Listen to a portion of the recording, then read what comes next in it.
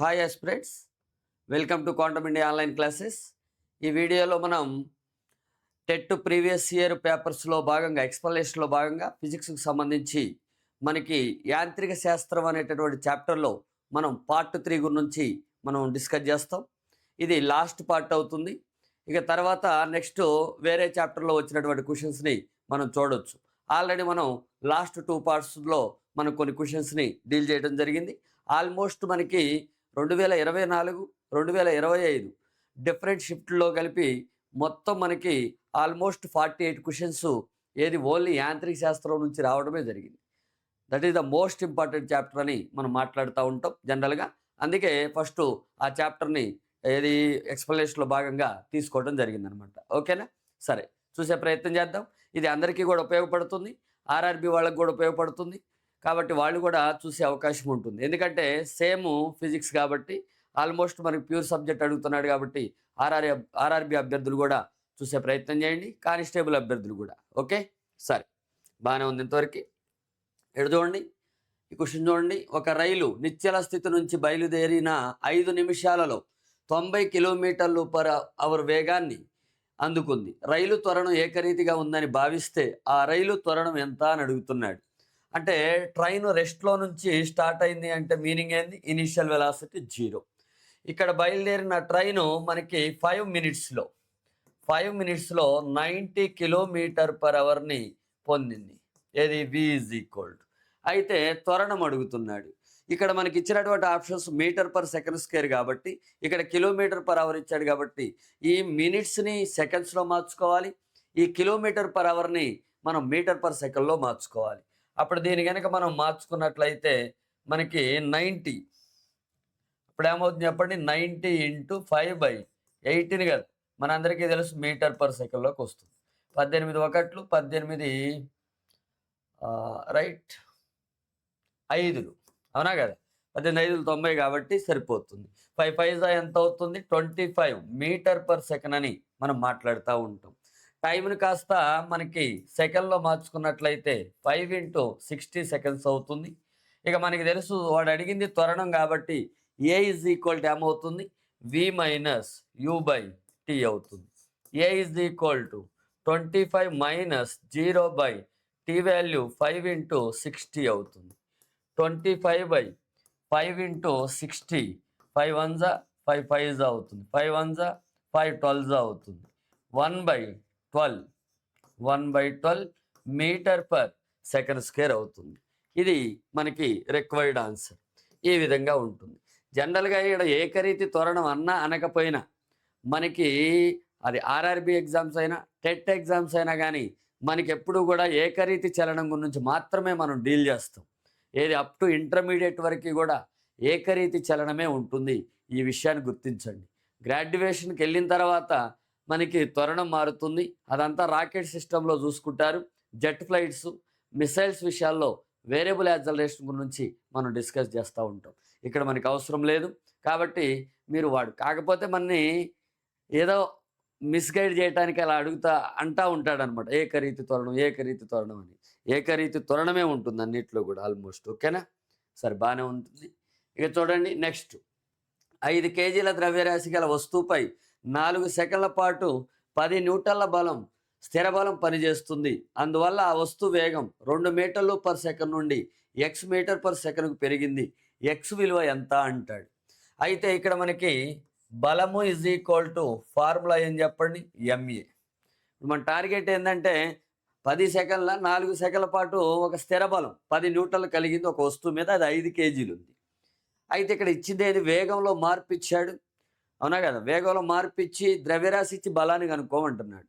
మనకి ఆల్రెడీ ద్రవ్యరాశి ఇంటూ వేగాల లబ్ధం, ద్రవ్యరాశి మరియు త్వరణాల లబ్ధం బలం అవుతుంది. లేదా ద్రవ్య వేగంలో మార్పు రేటునే మనం ఏమంటాం? బలం అంటాం. దీన్నే ఎలా కూడా రాసుకోవచ్చు మనం? v - u/t అని కూడా రాసుకోవచ్చు. ఎందుకంటే ఇదే కదా త్వరణం అనేది. ఈ విధంగా ఉంటుంది. దాన్ని మల్టిప్లై చేస్తే మళ్ళీ ఇది వస్తుంది అన్నట్టు. ఓకే, ద్రవ్య వేగంలో మార్పు రేటునే బలం అంటాం. లేదా ద్రవ్యరాశి మరియు త్వరణాల లబ్ధాన్ని స్థిర బలాన్ని ఇస్తుంది. అదేవిధంగా ఇక్కడ m × v - u/t అని రాసుకోవచ్చు. ఇక్కడ మనకి ఎంత వేగాన్ని పొందింది? ఫస్ట్లో 2 మీటర్లు పర్ సెకండ్ ఉంది. అది 4 సెకన్ల కాలం పాటు బలం పనిచేసినప్పుడు 4 సెకన్ల కాలం పాటు అది ఎక్స్ మీటర్ పర్ సెకండ్ వేగాన్ని పొందింది. ఎంత బలాన్ని ప్రయోగించాడు? ఎఫ్ ఈజ్ ఈక్వల్ టు 10 న్యూటన్లు ప్రయోగించాడు. చూడండి, ఇక్కడ అన్ని వాల్యూస్ ఉన్నాయి మనకి. ఇక్కడ మనకి ఎక్స్ వాల్యూ అనేది వి కాబట్టి ఇక్కడ మనం సబ్స్టిట్యూట్ చేసుకుంటాం, అవునా కదా? వి ఈజ్ ఈక్వల్ టు ఎక్స్ అనుకోని, కాబట్టి 10 ఈజ్ ఈక్వల్ ఈ విధంగా తీసుకొని దీనికి ఈక్వల్ చేస్తున్నా. చూడండి, ఎం ఈజ్ ఈక్వల్ టు ఎంత? 5 kg తీసుకున్నాడు, 5 kg. ఈ విధంగా తీసుకుందాం. 5 ఇంటూ వి వాల్యూ నాకు తెలియదు, అదే కనుక్కోవాలి. ఇనీషియల్గా 2 అని ఉంది, బై ఎంత టైం అంటే 4 సెకండ్స్ టైం కాబట్టి 4 సెకండ్స్ టైం పాటు పనిచేయాలి. కంటిన్యూస్గా ఫోర్స్ యాక్ట్ చేస్తుంది, బట్ ద సేమ్ అమౌంట్ అన్నట్టు. అందుకే కాన్స్టెంట్ ఫోర్స్ అని మనకి మాట్లాడాడు. 5 ఒకట్లు 5 రెండులు, 2 నాలుగులు ఎంత? 8. X is equal to 8 plus 2 10 మీటర్లు పర్ సెకండ్ అవుతుంది అన్నమాట. ఓకేనా? ఇది జనరల్గా మనం మాట్లాడుకుంటే అటు 10 మీటర్లు పర్ సెకండ్ ఇది. ఓకే, తర్వాత నెక్స్ట్, అసలు ఇక్కడ కామన్ సెన్స్తో ఆలోచిస్తే 0 అనేది ఆప్షన్ కాదు.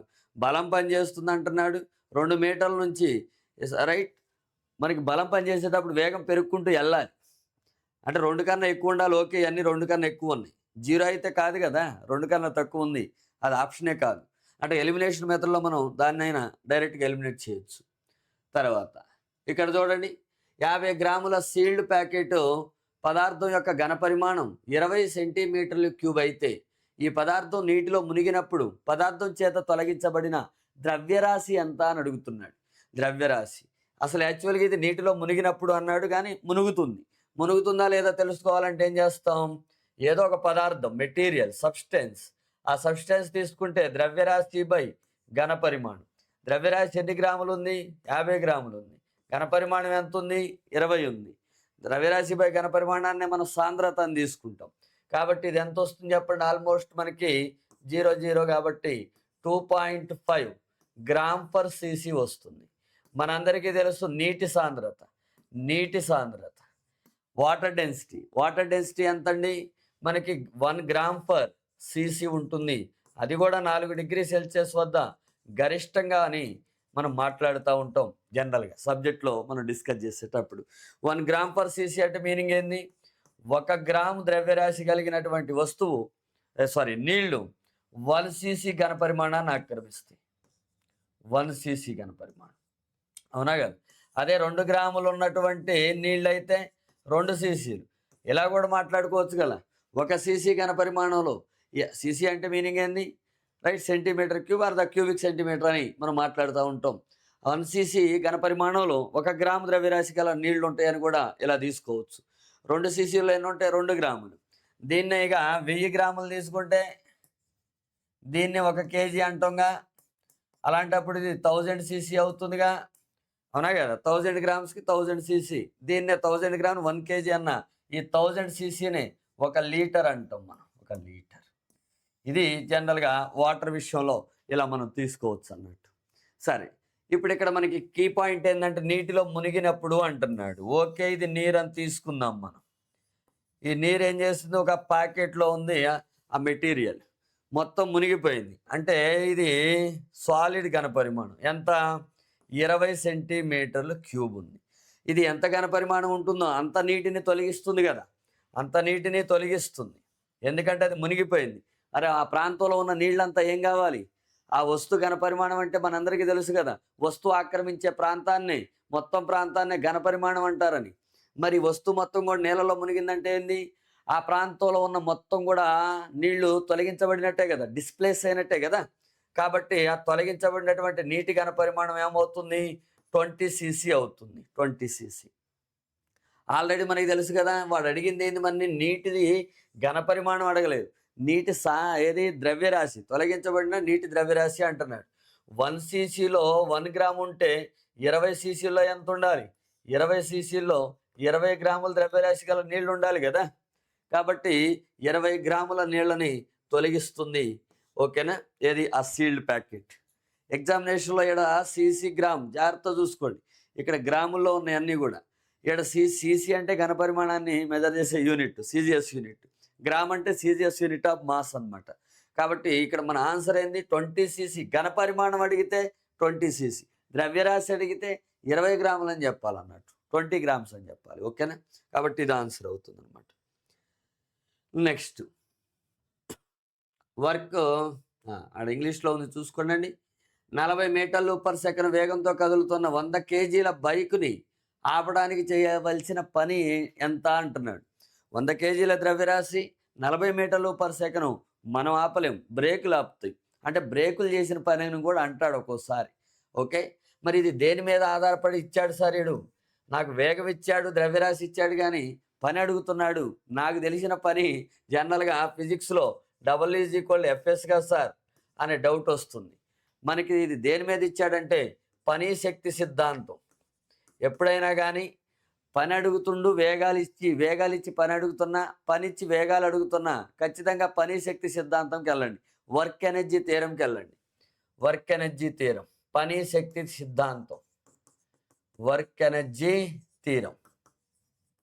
వర్క్ ఎనర్జీ థియరం ఏం చెప్తుందంటే సింపుల్గా చేంజ్ ఇన్ కైనెటిక్ ఎనర్జీ అనేది దాని మీద జరిగిన వర్క్కి ఈక్వల్ అని చెప్తూ ఉంటుంది. The work done an object is equal to change in it's kinetic energy. ఏదైనా ఒక వస్తువు మీద జరిగిన పని దాని గతిశక్తిలోనికి మార్పుకు సమానం, దాని గతిశక్తిలో మార్పుకు సమానం. దాన్నే మనం పని శక్తి సిద్ధాంతం అంటాం, వర్క్ ఎనర్జీ థియరం అని చెప్తూ ఉంటాం. దాని మీద అడిగాడు వీడు. ఇప్పుడే బైకు 40 మీటర్లు పర్ సెకండ్ వేగంతో వెళ్తుంది అంటే ఇది తొలి వేగం అవుతుంది. మరి ఆపటానికి అన్నాడు కాబట్టి ఫైనల్గా ఆగిపోతుంది కాబట్టి 0. ఆ బైకు ద్రవ్యరాశి కూడా ఇచ్చాడు మనకి 100 కేజీలు అని, అవునా కాదు? ఇక మనకి M తెలుసు, V తెలుసు, U తెలుసు. ఇప్పుడు మనకి కనుక్కోవాల్సింది ఏంది? పని. కాబట్టి పని = ఏమవుతుంది చెప్పండి?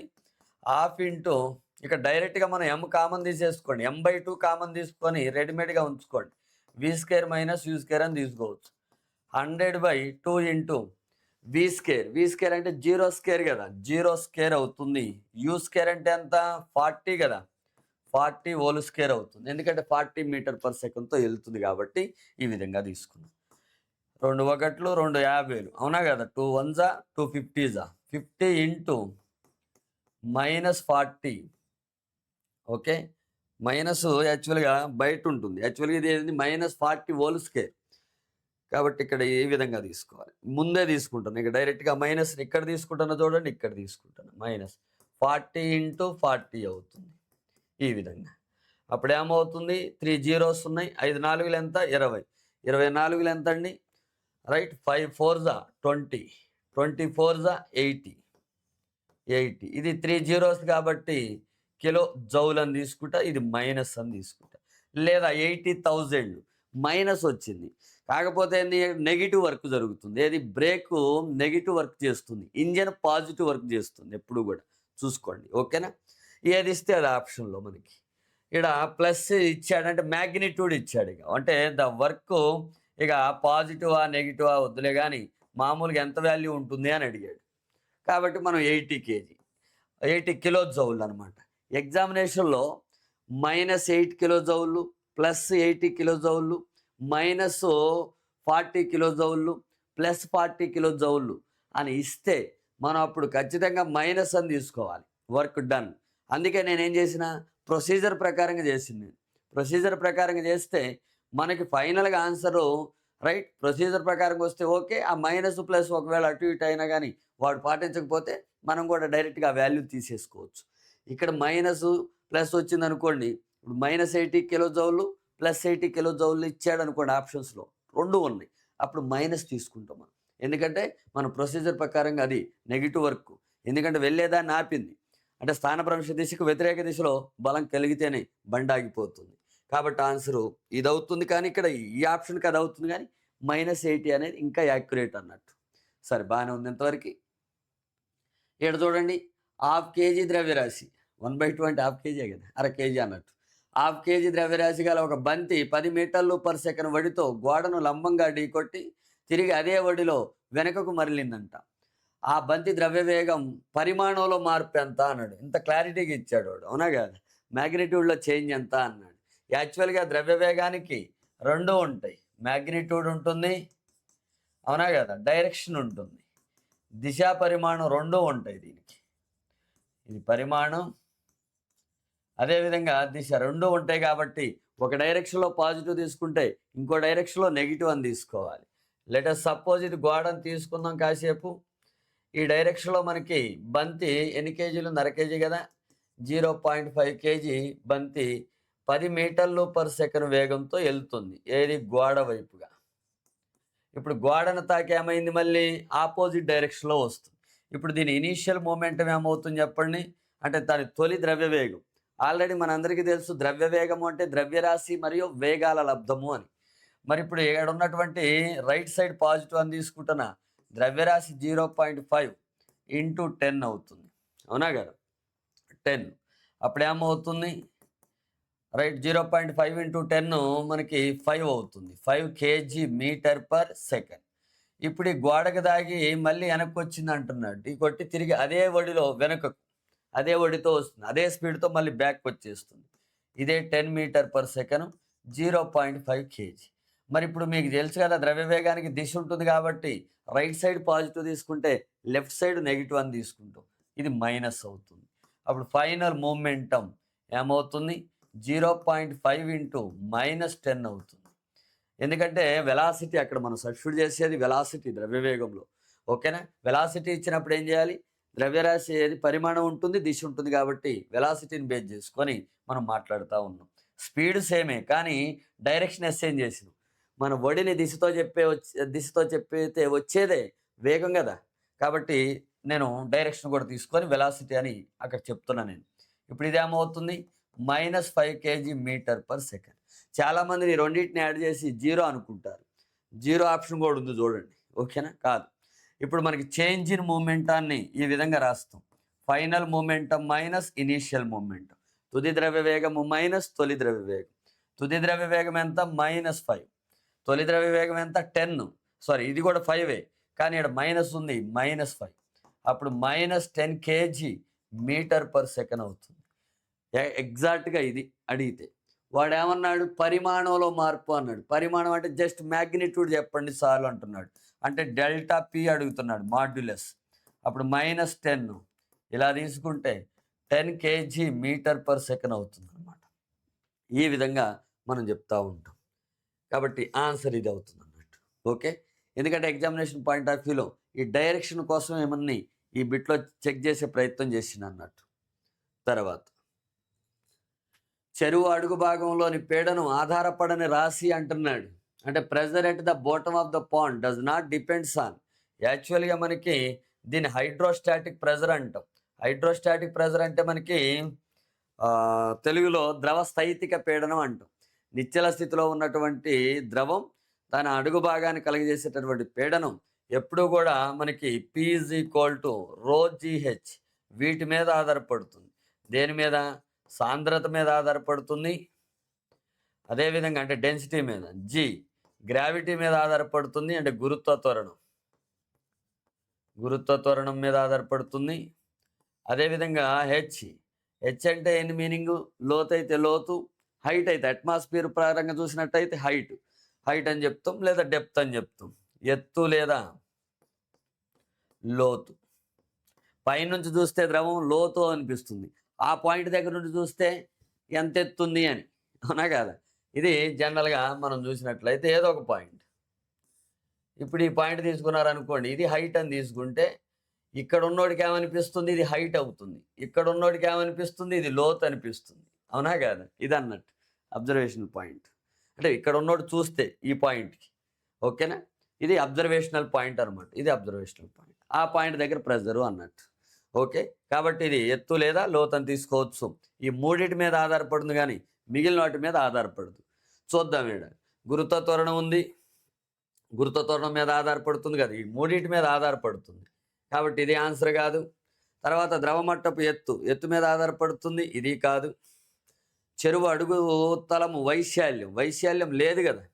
అవునా కదా? వైశాల్యం లేదు కాబట్టి ఇదే ఆన్సర్ అవుతుంది. వైశాల్యం మీద ఆధారపడదు, ఏరియా మీద డిపెండ్ కాదు. ద్రవ స్వభావం అంటే ఎవరు? డెన్సిటీయే కదా. ఇది ద్రవ స్వభావాన్ని తెలియజేస్తుంది. నేచర్ ఆఫ్ మెటీరియల్ తెలియజేస్తుంది. ఏది? నేచర్ ఆఫ్ ఫ్లూయిడ్ తెలియజేస్తుంది డెన్సిటీ. కాబట్టి 3 ఫ్యాక్టర్స్ మీద డిపెండ్ అవుతుంది, ఈ ఫ్యాక్టర్ మీద డిపెండ్ కాదు. కాబట్టి ఆన్సర్ ఇది అవుతుంది అనమాట. ఓకేనా? నెక్స్ట్ చూడండి, ఏదో భారీ ఎత్తునుంది. 20 కేజీల ద్రవ్యరాశి గల వస్తువు వేగాన్ని 5 మీటర్లు పర్ సెకండ్ నుండి 2 మీటర్లు పర్ సెకండ్కు మార్చుటకు బలం చేసిన పని అడుగుతున్నాడు. ఇప్పుడు చెప్పండి, కామన్గా ఆలోచిద్దాం మనం. 20 కేజీల ద్రవ్యరాశి గల వస్తు వేగం మొదట్లో ఎంత ఉంది? 5 ఉంది. తర్వాత ఎంతకు తగ్గింది? 2కి తగ్గింది. అవునా కదా? అంటే మీనింగ్ ఏంది? తగ్గింది అంటే మీనింగ్ ఏంది? ఆపోజిట్లో పనిచేస్తుంది అని. ఫోర్స్ ఆపోజిట్లో పనిచేస్తుంది. చేసిన పని ఏమవుతుంది? యాక్చువల్గా కామన్గా ఆలోచిస్తే నెగిటివ్ వర్క్ రావాలి. వస్తుందో రాదో చూద్దాం మనం. చెప్పిన కదా, వేగాలు మరియు ద్రవ్యరాశి ఇచ్చినప్పుడు పని అడిగితే ఖచ్చితంగా మీరు పని శక్తి సిద్ధాంతాన్ని ఉపయోగించాలని మనం మాట్లాడుకున్నాం. కాబట్టి half M V square minus half M U square, దీన్ని ఇలా రాసుకోన్నాం కదా మనం, m/2. ఎందుకంటే త్వరగా క్యాలిక్యులేషన్స్ కంప్లీట్ అయిపోతూ ఉంటాయి. డబ్ల్యూ ఈజ్ ఈక్వల్, ఇక్కడ v ఈజ్ ఈక్వల్ టు ఎంత? ఫైనల్గా 2 మీటర్ పర్ సెకండ్కి తగ్గించింది. ఇనీషియల్గా 5 మీటర్ పర్ సెకండ్ ఉంది. మాస్ ఎంత ఉంది? 20 కేజీలు ఉంది. కాబట్టి సబ్స్టిట్యూట్ చేయండి. W is equal 20/2, v value 2 square minus u value 5 square అవుతుంది. 10 కాబట్టి 2 2s ఎంత? 4 మైనస్ 25. అప్పుడు ఏమవుతుంది? 10 ఇంటూ మైనస్ 21 వస్తుంది. అప్పుడు మైనస్ 210 జౌల్స్ అవుతుంది. ఇది యాక్చువల్గా మనకొచ్చింది. మరి -21 ఉందా? -210 ఉందా అంటే లేదు, +210 ఉంది. జస్ట్ వాడు మ్యాగ్నిట్యూడ్ మన నుంచి ఎక్స్పెక్ట్ చేస్తున్నాడు. కాబట్టి మనం ఏం చేస్తాం? డబ్ల్యూ ఈజ్ ఈక్వల్ మాడ్యులస్ తీసుకొని 210 జౌల్స్ అని మనం మాట్లాడుతూ ఉంటాం. ఎందుకు సార్ ఆడ ఉన్నది టక్కని తీసుకోవచ్చు కానీ చాలామందికి డౌట్ వస్తుంది. లేదు, ఎందుకంటే మన ప్రొసీజర్ కూడా మనం బిల్డ్ చేసుకోవాలి. ఎప్పుడు కూడా మన ఫిజిక్స్ని as per procedure, as per core concept ప్రకారంగా అలవాటు చేసుకున్నట్లయితే మనకి ప్రాబ్లంలో తప్పు ఉందో లేదో కూడా కనుక్కోనే ఎబిలిటీ పెరుగుతుంది. లేకపోతే ఇదంతా కూడా డైరెక్ట్గా బ్లైండ్గా మనకు తెలియకుండా 210 వచ్చింది కదా మైనస్ తీసేసి పెట్టేద్దాంలే అని అంటే మనకి ఆ ప్రాబ్లం అర్థం కాకుండా మన ఆన్సర్ కోసం పరిగెత్తుతున్నట్టుగా అనిపిస్తుంది అనమాట. ఏది? బ్లైండ్గా ఆ ఫార్ములాను ఉపయోగించి. అలా ఉండొద్దు అనమాట. థాట్ ప్రాసెస్ కూడా మనం డెవలప్ చేసుకునే ఉద్దేశంతో భాగంగానే మీకు ఈ ఆలోచన అంతా కూడా చెప్తున్నాను అనమాట. ఓకేనా? సరే, బాగానే ఉంది ఇంతవరకు. నెక్స్ట్, ద వెలాసిటీ, ఒక వస్తువు వేగం v ఈజ్ ఈక్వల్ 80+b అని ఇవ్వబడింది. v, tలను SI ప్రమాణాల్లో వ్యక్తం చేస్తే a మరియు bల ప్రమాణాలు ఏమైతాయి అంటున్నాడు. అంటే ఇది equation. v is equal to 80+b. Already మనకి చలన సమీకరణాలు తెలుసు. మనకి చలన సమీకరణాలు, ఈక్వేషన్స్ ఆఫ్ మోషన్, చలన సమీకరణాలు, రైట్? ఈక్వేషన్స్ ఆఫ్ మోషన్ అని మనం మాట్లాడుతూ ఉంటాం. Only under constant acceleration, valid for under constant acceleration. Constant acceleration అంటే స్థిర త్వరణానికే పనికి వస్తాయి అవి. ఏంటి ఇది? ఫస్ట్ ఈక్వేషన్ ఆఫ్ మోషన్ ఏంది? v ఈజ్ ఈక్వల్ u+at అని. అదేవిధంగా సెకండ్ వన్ వచ్చేసి s is equal ut plus half at square అని. థర్డ్ వన్ వచ్చేసి ఆర్డర్ కూడా ఇలాగనే ఉండాలి, ఇదే ఆర్డర్లో చెప్పాలి ఈక్వేషన్స్. అంతేగాని ఈ v² మైనస్ u²ని సెకండ్ అనుకుంటా, దీన్ని థర్డ్ అనుకుంటా అంటే కలవదు. ఎందుకంటే as per NCERT, as per text books మనం ఈ ఆర్డర్ని ఫాలో అవుతూ ఉంటాం. ఎందుకు సార్ అలా ఫాలో కావాలి అనే డౌట్ కూడా వస్తుంది.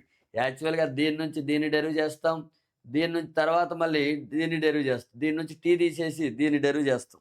ఇక నేను డెరివేషన్స్ ఇప్పుడు చెప్పదలుచుకోలేదు, ఎందుకంటే ఇది జనరల్గా మనకి క్వశ్చన్ పేపర్ ఎక్స్ప్లెనేషన్ కాబట్టి చూసుకోండి. ఇప్పుడు చూడండి, ఇది ఏ ఫామ్లో ఉంది, ఇది ఏ ఫామ్లో ఉంది, ఈ ఫామ్లో లేదు. అవునా కదా? కాకపోతే అటు ఇటు జరిగినాయి కాబట్టి కొంచెం డిస్ప్లే చేసుకుంటే సరిపోతుంది. అంటే దీన్ని ఎలా రాసుకోవచ్చు? v ఈజ్ ఈక్వల్ b+at అని రాసుకోవచ్చు కదా. a+b అన్న b+a అన్న సేమ్ కదా. వాడు అడిగింది మనకి యూనిట్స్, వాడు a మరియు b అడిగాడు, ఓకే. కానీ నాకు కంపేర్ చేయడానికి ఈక్వేషన్ని ఈ విధంగా రాసుకున్నా. అప్పుడు v ఈజ్ ఈక్వల్ u+at మనం చూసుకున్నట్లయితే ఇక్కడ స్మాల్ a అనేది క్యాపిటల్ ఏకి ఈక్వల్. స్మాల్ ఏ అనేది ఏంటో చెప్పండి? మీటర్ పర్ సెకండ్ స్క్వేర్, త్వరణం కదా. అప్పుడు ఏకి ఏమవుతుంది? Units metre per second square అవుతుంది. ఇక్కడ బి దేన్ని సూచిస్తుంది? యూని. యు అంటే ఏంది? మనకి వెలాసిటీ. ఓకేనా? వెలాసిటీ కాబట్టి ఇది మీటర్ పర్ సెకండ్ కాబట్టి ఇది కూడా ఏమవుతుంది మీటర్ పర్ సెకండ్ అవుతుంది. అంటే ఏ అనేది మీటర్ పర్ సెకను, బి అనేది మీటర్ పర్ సెకండ్ని తెలియజేస్తూ ఉంటుంది. ఏ త్వరణాన్ని, బి వేగాన్ని తెలియజేస్తూ ఉంటుంది. మరి ఓకేనా, బి వేగాన్ని తెలియజేస్తుంది. వాడు ఏ కామ బి అడిగాడు కాబట్టి మీటర్ పర్ సెకండ్ స్క్వేర్, ఇక్కడ మీటర్ ఉంది, metre per second square, metre per second ఇదన్నమాట. ఇది చూడండి, ఇది సెంటీమీటర్లో చూడండి, రివర్స్ ఇచ్చాడు కావాలని. ఓకేనా, కావాలని ఏం చేశాడంటే సెంటీమీటర్లో ఉన్న అది ఇవి రైటే, కానీ ఇది రివర్స్ ఆర్డర్లో ఉంటే రైట్. కానీ సెంటీమీటరు సెంటీ 1/సెంటీమీటర్ 1/సెంటీమీటర్ స్క్వేర్ ఇచ్చాడు, కాదులేండి ఇది అసలే కాదనమాట. ఓకేనా, ఇది జనరల్గా మనకి ఆప్షన్స్. తర్వాత ఇంకా చూద్దాం. ఒక వ్యక్తి 120 మీటర్లు పొడవైన కొలనులో ఈదుతున్నాడంట. అతను ఒక నిమిషంలో 240 మీటర్లు ఈదుకుంటూ, ఒక నిమిషంలో, ఇదేదో స్విమ్మింగ్ పూల్ అని అనుకుందాం మనం, 120 మీటర్ల పొడవైన కొలనులో ఈదుతున్నాడంట. ఓకే, 120 మీటర్లు అంట. ఓకే, బాగానే ఉంది. అయితే అతను ఒక నిమిషంలో 240 మీటర్లు ఈదుకుంటూ ఒక చివరి నుంచి మరొక చివరికి వచ్చాడు. అంటే ఇటు వెళ్ళాడు, అవునా కదా, ఇక్కడ బయలుదేరి ఇటు వెళ్ళి మళ్ళీ ఇటు వచ్చాడు ఈదుకుంటూ. అప్పుడు మొత్తం ఇది 120 మీటర్స్, ఇది 120 మీటర్స్. దూరం ఏమవుతుంది, 120 + 120, అప్పుడు 240 మీటర్స్ అవుతుంది. అవునా కదా, మీటర్లు ఈదు కూడా ఒక చివరి నుంచి మరొక చివరికి, మరియు తిరిగి అదే సరళరేఖ మార్గంలో ఈదుతూ వెనక్కి ప్రయాణించాడు. అలా ప్రయాణించబట్టే 240 అయింది. అయితే అతను సరాసరి వడి అడగటలా, వేగం అడుగుతున్నాడు. వేగం, సరాసరి వేగం. సరాసరి వేగం అంటే ఏంది, యావరేజ్ వెలాసిటీ అడుగుతున్నాడు ఇక్కడ, స్పీడ్ కాదు అనేది. అవునా కాదు, యావరేజ్ వెలాసిటీ అంటే ఏంది, displacement by total displacement by total time, మొత్తం స్థానభ్రంశము బై మొత్తం కాలం. వెళ్ళేటప్పుడు +120 అయితే వచ్చేటప్పుడు ఏమవుతుంది, -120 అవుతుంది. లేదా తొలి మరియు తుది స్థానాలు ఏకమైనప్పుడు స్థానభ్రంశం ఏమవుతుంది, 0 అయిపోతుంది. కాబట్టి బై 2 నిమిషాలు కాకపోతే ఎంత అయితే అంత మనకు అనవసరం, 0 metre per second.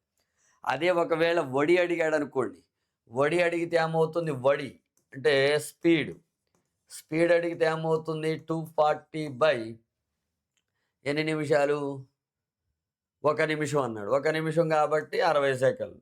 0 0 6 1 6 4 4 metre per second అవుతుంది.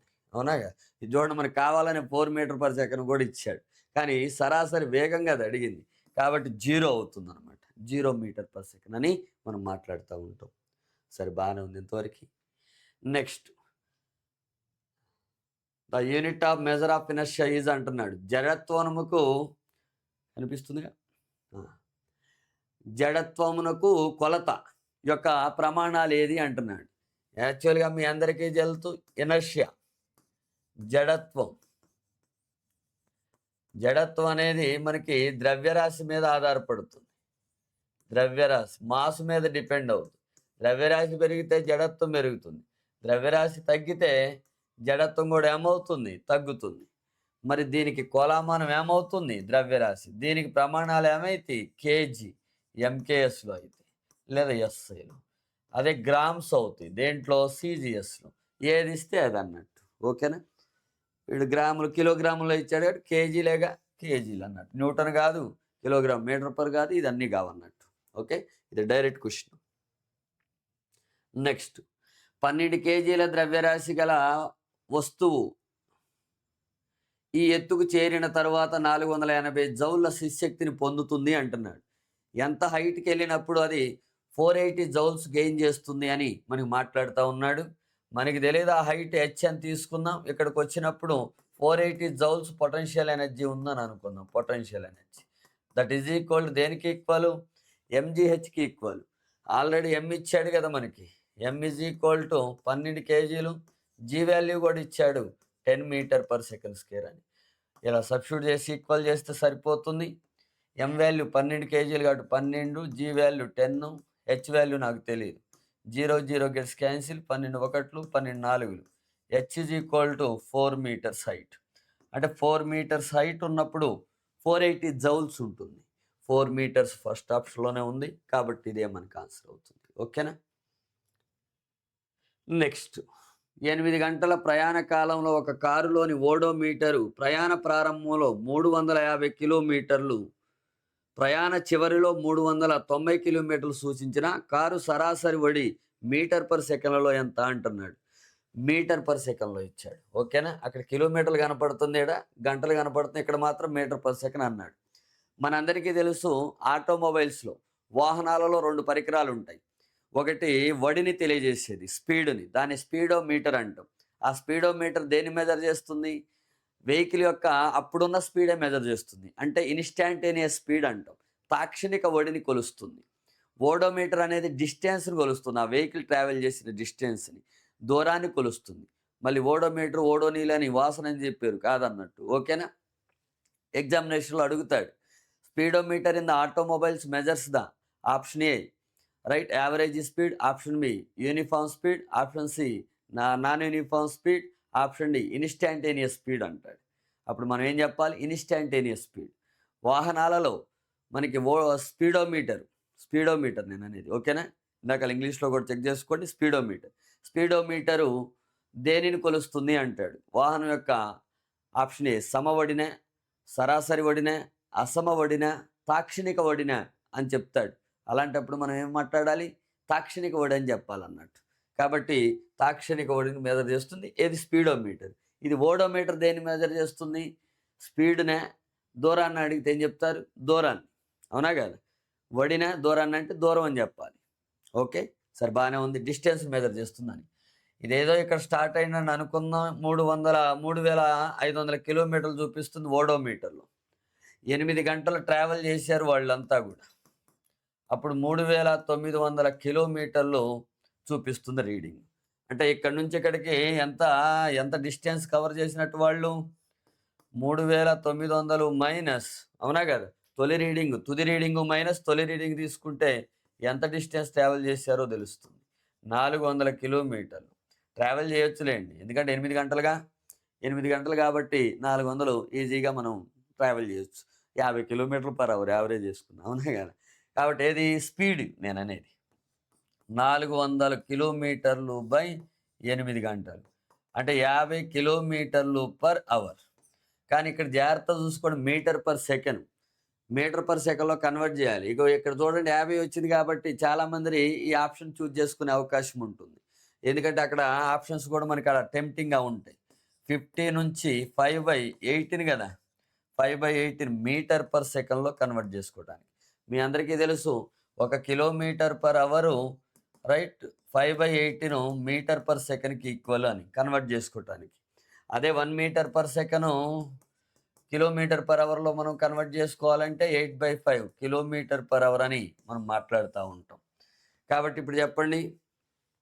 ఇది 5లు ఎంత? 25. 250/18 మీటర్లు పర్ సెకండ్. ఏదన్నా ఎక్కం పోతుందా అంటే రెండో ఎక్కం పోతుంది. 2 9లు, అవునా కదా? 2 125. ఇప్పుడు చెప్పండి కామన్‌గా 12, 9 కదా! 12/9 అని తీసుకుంటే 1 టైమే పోతుంది. 1 టైమ్ ఉన్న ఆప్షన్ ఏదో చూడండి. ఇదంతా 2 టైమ్స్ ఉంది. 9 2 18. ఇది కాదు, ఇది కాదు. ఇది ఎలాగూ కాదు కదా! కాబట్టి ఆప్షన్ ఇదే అవుతుంది. ఎందుకంటే మనం ఎక్కువ సమయాన్ని వృధా చేయొద్దక్కడ. మొత్తం క్యాలిక్యులేట్ చేయాలి. లేదా 2, 3 డిజిట్స్ వరకు క్యాలిక్యులేట్ చేసుకుంటూ కూర్చోవద్దు. ఏదో ఒక డిజిట్ టాలీ అయిపోతే డైరెక్ట్‌గా ఆప్షన్ చూజ్ చేసుకోండి. ఎందుకంటే మనకి కాంపిటేటివ్ ఎగ్జామినేషన్‌లో సమయం కూడా ఇంపార్టెంట్ కదా! అందువల్ల మాక్సిమం క్యాలిక్యులేషన్ పార్ట్స్‌లో జస్ట్ చూసి రఫ్ వాల్యూస్‌ని చూజ్ చేసుకొని ముందుకెళ్ళిపోతా ఉండండనమాట. ఓకేనా? సరే బానే ఉంది ఇంతవరకి. నెక్స్ట్, నిశ్చల స్థితిలో ఉన్న ఒక వస్తువుపై ఏ kilogram metre per second square బలం ప్రయోగించినప్పుడు అది కదలడం ప్రారంభించినది. ఆ వస్తువు యొక్క స్థైతిక ఘర్షణ ఎంత అంటున్నాడు. స్టాటిక్ ఫ్రిక్షన్ అడుగుతున్నాడు. మీ అందరికీ తెలుసు కదా! స్టాటిక్ ఫ్రిక్షన్ అనేది ఒక రేంజ్ వాల్యూ ఉంటుంది. ఇప్పుడు ఫర్ ఎగ్జాంపుల్ నా దగ్గర ఒక వస్తువు ఉంది. దీన్ని 1 న్యూటన్ పెట్టినా కదలటం లేదు. 1 న్యూటన్ ఫోర్సు అప్లై చేసినా కదలటం లేదు. అంటే మీనింగ్ ఏంది? ఆ టైంలో దానికి మధ్య ఘర్షణ బలం ఉంటుంది కదా ఈ తలానికి. ఇది నిశ్చల స్థితిలో ఉంది. రెస్ట్‌లో ఉంది ఇది. ఓకే. అప్పుడు ఎగ్జాక్ట్‌గా ఘర్షణ బలం ఎంత డెవలప్ అయింది? 1 న్యూటన్. ఇప్పుడు 2 న్యూటన్లు కలగజేసిన. అయినా గాని కదలటం లేదు. అంటే మీనింగ్ ఏంది? మళ్ళీ స్థైతిక ఘర్షణ మళ్ళీ ఇంకా 2 2 న్యూటన్స్ అవుతుంది, అంటే వ్యాప్తి ఉంటుంది. ఇక నేను అలా చేసుకుంటూ వెళ్తున్నప్పుడు ఏదో సంథింగ్ 10 న్యూటన్ల దగ్గర కదిలింది అనుకోండి. 10 న్యూటన్ల దగ్గర కదిలిందంటే అది దాని గరిష్ట స్థైతిక ఘర్షణ విలువ అవుతుంది. మ్యాక్సిమం అన్నట్టు. మ్యాక్సిమం స్టాటిక్ ఫ్రిక్షన్ అంటాం మనం. స్టాటిక్ ఫ్రిక్షన్ ఏది కదలటం స్టార్ట్ అవుతుంది అప్పుడు. ఓకేనా? గరిష్ట స్థైతిక ఘర్షణ అంటాం. దీన్నే సీమాంతర ఘర్షణ అని చెప్తా ఉంటాడు. అది మనకి లేదు, ఇది స్థైతిక ఘర్షణ అని అన్నాడు కాబట్టి ఇక గరిష్ట స్థైతిక ఘర్షణ అడుగుతున్నాడు. దీని మీద ఎంత ప్రయోగించాడు? కిలోగ్రామ్ కేజీ మీటర్ పర్ సెకండ్ స్క్వేర్ని న్యూటన్ అనొచ్చు కదా, అవునా కదా? కాబట్టి ఎగ్జాక్ట్గా అప్పుడు కదులుతుంది అంటే ఫ్రిక్షనల్ ఫోర్స్ కూడా మ్యాక్సిమం స్టాటిక్ ఫ్రిక్షన్ కూడా ఎంత ఉంటుందంటే న్యూటన్స్ ఉంటుంది. ఈ కేజీ మీటర్ పర్ సెకండ్నే న్యూటన్ అంటాం మనం. ఆల్రెడీ మనం బలం గురించి మాట్లాడుకునేటప్పుడు అక్కడ రాస్తూ ఉంటాం. MKS kg metre per second square, దాన్నే న్యూటన్ అంటాం. తర్వాత CGS gram centimetre per second square, దాన్నే డైన్ అంటాం అని రాసుకుంటాం. ఇక్కడ చూడండి, ఇటు తెలివిగా ఎన్ని టెస్ట్ చేశాడు, మీకు ప్రమాణాల మీద కమాండ్ ఉందా లేదా టెస్ట్ చేశాడు, అవునా కదా? తర్వాత మరి ఈ కాన్సెప్ట్ మీద కమాండ్ ఉందా కూడా రెండు టెస్ట్ చేశాడు ఈ క్వశ్చన్లో. కాబట్టి న్యూటన్స్ అవుతుంది. ఇక్కడ న్యూటన్ అన్న right, KG metre per second square అన్న రైట్. అందుకే ఇది న్యూటన్ అంటారా లేదా అనే విషయం. ఇంకోటి ఏంది, ఏముంటుందా 10 ఏముంటుందా 10 స్క్వేర్ ఏముంటుంది, ఏదో కన్ఫ్యూజన్ మనకి కలిగించాలని ఆయన ఇంటెన్షన్ అన్నట్టు. మనకు క్లారిటీ ఉన్నప్పుడు ఆయన ఏమీ చేయలేడు అనమాట. ఓకేనా? సరే, బాగానే ఉంది ఇంతవరకు. స్ప్రింగు త్రాసుతో కొలిసినప్పుడు 1 కేజీ చక్కెర భారం భూమిపై ఈ ప్రాంతం వద్ద ఎక్కువగా ఉంటుంది అంటున్నాడు. భారం వెయిట్ అడుగుతున్నాడు. అది చూడండి, ఇంగ్లీష్లో మనకి వెయిట్ ఆఫ్ 1 కేజీ షుగర్ అంటున్నాడు. జనరల్గా మనకి చక్కెర వెయిట్ అంటే మీనింగ్ ఏంది? W ఏం చెప్పండి? mg. ఇక్కడ మనకి స్ప్రింగ్ బ్యాలెన్స్ ఇది, అవునా కదా? స్ప్రింగ్ త్రాస్ తోటి 1 కేజీ రైట్ భారాన్ని కొలవాలని అనుకున్నారు ఆయన. అంటే mg క్యాలిక్యులేట్ చేయాలి. mg calculate. ఇప్పుడు భారం అనేది ఏమవుతుంది? ప్రాంతాన్ని బట్టి ఏమవుతుంది? మారుతుంది. ఎందుకని? జీవిలో మారుతుంది కాబట్టి మనకి భారం కూడా మారుతుంది. మరి భూమి మీద రైట్, భూమి మీద మనకి అందరికీ తెలుసు కదా, ఇది ఈక్వేటర్ భూమధ్య రేఖ. భూమధ్య రేఖ వద్ద ఏమవుతుంది? ఇది ఈస్ట్, ఇది వెస్ట్ అని అనుకుంటే ఇక్కడ గరిష్ట వ్యాసార్థం ఉంటుంది కాబట్టి G ఏంది? GM/r² కదా, GM/r². అయితే ఇక్కడ మనకి ఆరు గరిష్టం కాబట్టి ఇది గరిష్టం కాబట్టి ఇది కనిష్టం అవుతుంది భూమధ్య రేఖ వద్ద. అదేవిధంగా ధ్రువాల వద్ద యాక్చువల్గా సెంటర్ ఏడు ఉంటుంది లేండి, ఆరు వాల్యూ, ఇది ధ్రువాలు అని తీసుకుందాం మనం. 6 కనిష్టంగా ఉంటుంది కాబట్టి G విలువ గరిష్టంగా ఉంటుంది. ఇది మనకి భూమధ్య రేఖ నుంచి ధ్రువాల వైపుగా వెళ్తుంటే G విలువ పెరుగుతూ ఉంటుంది. అదే ధ్రువాల నుంచి భూమధ్య రేఖ వద్దకు వస్తుంటే G విలువ తగ్గుతూ ఉంటుంది. మరి అదేవిధంగా భూమి మీద నుంచి పైకి వెళ్తుంటే H పెరుగుతుంటే G తగ్గుతూ ఉంటుంది. అదేవిధంగా భూమి లోపలికి వెళ్తుంటే కూడా G విలువ తగ్గుతూ ఉంటుంది డెప్త్ పెరిగినా కొద్దిగా. కేంద్రం వద్ద G = 0 అంటాం మనం. అంటే కేంద్రం వద్ద 0 ఉంటుంది. భూమి మీద నుంచి పైకి వెళ్తుంటే తగ్గుతుంది, భూమి లోపలికి వెళ్తున్నా తగ్గుతుంది, రైట్. ఒకవేళ 9.8 అని అనుకున్నాం కదా, ఆ వాల్యూ యావరేజ్ వాల్యూ యాక్చువల్గా భూమధ్య రేఖ వద్ద కనిష్టంగా ఉంటుంది. ఎందుకంటే 6 గరిష్టమని, భ్రమణ రేటు కూడా గరిష్టంగా ఉంటుంది అక్కడ. చాలా రైట్. ఇంకో పాయింట్ కూడా యాడ్ చేసుకోవచ్చు. అదేవిధంగా ధ్రువాల వద్ద మనకి 6 కనిష్టం కాబట్టి G విలువ గరిష్టమని మనం మాట్లాడుతూ ఉంటాం. మరి ఇప్పుడు ఎక్కడ వెయిట్ ఎక్కువగా ఉంటుంది? G ఎక్కడ గరిష్టమైతే ఇది mg కదా, W mgలో G ఎక్కడ గరిష్టంగా ఉంటే అక్కడ వెయిట్ గరిష్టంగా ఉంటుంది. మనందరికీ తెలుసు కదా, ద్రవ్యరాశి మారదు అని ప్రాంతాన్ని బట్టి. ద్రవ్యరాశి ఒక వస్తువులో గల పదార్థ పరిమాణాన్ని ఏమంటాం మనం? దాని యొక్క ద్రవ్యరాశి అంటాం. పదార్థ పరిమాణం మారినంత వరకు కూడా ద్రవ్యరాశి మారదు కాబట్టి ఇక్కడ మనకి ఎక్కడ G గరిష్టంగా ఉంది? ధ్రువాల వద్ద. ధ్రువాలు కదా, ఇది ధ్రువాలు ఉన్నాయా? ధ్రువాల వద్ద. ఓకేనా? 4th ఆప్షన్లో ఉంది కదా. ఇటు 2 అని చెప్తా ఉన్నాడు. కాదండి, ధ్రువాల వద్ద మనకి గరిష్టంగా లేదా ఎక్కువ ఉంటుందన్నమాట. ఓకేనా? రైట్, బాగానే ఉంది ఇంతవరకు. నెక్స్ట్, ఒక వస్తువు యొక్క స్వేచ్ఛా పతనంలో ఒక వస్తువు యొక్క స్వేచ్ఛా పతనంలో స్థితి శక్తి పెరుగుతుంది మరియు గతిశక్తి తగ్గుతుంది అంటున్నాడు. స్వేచ్ఛా పతన వస్తువు అంటే కిందికి పడేటటువంటి వస్తువు. ఇది కిందికి పడేటటువంటి వస్తువు. ఒక వస్తువు స్వేచ్ఛగా పడుతుంది అంటే దాని గరిష్ట ఎత్తు వద్ద, గరిష్ట ఎత్తు మ్యాక్సిమం హైట్ దగ్గర, మ్యాక్సిమం హైట్ ఇంగ్లీష్ మీడియం వాళ్ళు కూడా చూసుకోండి. ఇక్కడ వెలాసిటీ ఏమవుతుంది? 0. కాబట్టి కైనెటిక్ ఎనర్జీ ఏమవుతుంది? 0. పొటెన్షియల్ ఎనర్జీ ఏమవుతుంది? అవునా కదా? పొటెన్షియల్ ఎనర్జీ అంటే శక్తి గరిష్టం అవుతుంది. గరిష్టం అంటే ఈ వాల్యూ దేనికి సమానం అవుతుంది? మెకానికల్ ఎనర్జీ, యాంత్రిక శక్తికి. మనందరికీ తెలుసు యాంత్రిక శక్తి అనేది గతిశక్తి మరియు శక్తుల మొత్తానికి సమానమని. ఓకే, ఎగ్జామినేషన్లో ఎలా కూడా అడుగుతాడు, గరిష్ట ఎత్తు వద్ద రైట్ యాంత్రిక శక్తి వస్తువు యొక్క యాంత్రిక శక్తి దేనికి సమానం అవుతుంది? గతిశక్తికి సమానం అవుతుందా? శక్తికి సమానం అవుతుందా? రెండు మొత్తమా అంటాడు. రెండు మొత్తంలో ఇక్కడ గతిశక్తి లేదు కదా, 0 అయిపోయింది కదా. కాబట్టి ఆ సందర్భంలో మాత్రం ఏమవుతుంది? శక్తికి సమానం అవుతుంది. అలా కాకుండా ఏదో ఒక పాయింట్ తీసుకున్నారనుకోండి, ఇక్కడ మనకి మెకానికల్ ఎనర్జీ అనేది ఎంతో కొంత హైట్లో ఉంది కాబట్టి పొటెన్షియల్ ఎనర్జీ ఉంటుంది. అది కదులుతూ కిందికి వస్తుంది కదా, గతిశక్తి ఎంతో కొంత వేగం ఉంటుంది కాబట్టి గతిశక్తి ఉంటుంది. ఈ సందర్భంలో రెండింటికి ఈక్వల్ అవుతుంది. అలా కాకుండా గ్రౌండ్కి వస్తుంటాయి, కిందికి వస్తుంటే ఏమవుతుంది చెప్పండి? పొటెన్షియల్ హైట్ తగ్గుతుంది కాబట్టి, భూమి నుంచి హైట్ తగ్గుతుంది కాబట్టి పొటెన్షియల్ ఎనర్జీ తగ్గుతుంది. ఆ తగ్గిన వాల్యూ కైనెటిక్ ఎనర్జీగా కన్వర్ట్ అవుతుంది. దీన్నే శక్తి నిత్యత్వ నియమం అని మనం మాట్లాడుతూ ఉంటాం. శక్తి నిత్యత్వ నియమం మీద డైరెక్ట్గా శక్తి నిత్యత్వ నియమం అనకుండా ఎగ్జాంపుల్స్ మీద ఇచ్చాడు ప్రాబ్లం ఇక్కడ. అంటే ఆ క్వశ్చన్ ఫ్రేమ్ చేశాడు, థియరిటికల్ క్వశ్చన్. మరి ఇక గ్రౌండ్ దగ్గరకు వచ్చాక ఏమవుతుంది? గతిశక్తి గరిష్టం అవుతుంది, అవునా కదా? శక్తి 0 అయిపోతుంది. అప్పుడు మెకానికల్ ఎనర్జీ దేనికి ఈక్వల్ అవుతుంది? రైట్, కైనెటిక్ ఎనర్జీకి ఈక్వల్ అవుతూ ఉంటుంది అనమాట. ఓకేనా? ఈ సందర్భంలో భూమిని తాకే ముందు మొత్తం యాంత్రిక శక్తి దేనికి సమానం అవుతుంది అంటాడు? గతిశక్తికి సమానం అని చెప్పాలి. మధ్యలో అడిగితే ఈ విధంగా. పైకి వెళ్తున్న కొద్ది కూడా అంతే. పైకి వెళ్తుంటే ఏమవుతుంది చెప్పండి? ఒకవేళ పైకి వెళ్తుంది అనుకోండి వస్తువు, ఇక్కడ వేరే కలర్ తీసుకుందాం. ఓకేనా? పైకి వెళ్తుంది అనుకోండి, మళ్ళీ ఏడికే వచ్చిందని అనుకుందాం కాసేపు. పైకి వెళ్తుంటే ఏమవుతుంది? మనకి గతిశక్తి తగ్గుతూ, అవునా కాదు?